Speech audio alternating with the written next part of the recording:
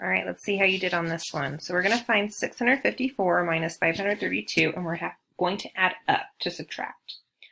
So we're going to start with 532 because that is the amount that we are subtracting, and we are trying to get to 654.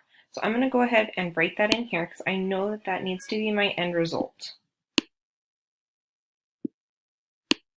Let's see if I can make this pen just a little bit skinnier so you can see it a little bit better. All right, so we start at 532. That's the amount that we're subtracting. We're going to end at 654. So first, we're going to see if we can add 100. 532 plus 100 is going to be 632. That does not go over 654, so we're going to go ahead and put that. So add 100, and we have 632.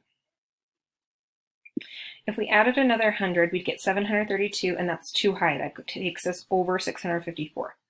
So now we're going to try adding 10. 632 plus 10 is going to give us 642, and that is not over the number 654.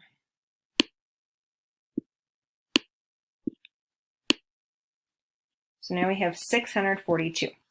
642 plus 10 is going to give us 652, which is still not over the number 654, so we are good.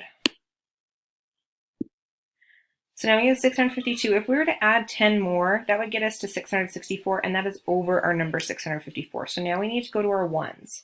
So we have 652, and we need to get to 654. Well, it's going to take 2 ones to get us there.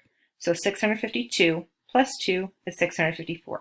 So now we can add these up to see what our answer is. So we're going to start with 100. So we have 100. And then we're going to add the 10 from here. We're going to add the 10 from here.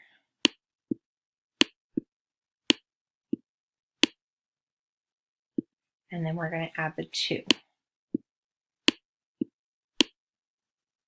Now we're going to add those all up. 100 plus 10 is 110. 110 plus 10 is 120. And 120 plus 2 is 122. So our answer equals 122.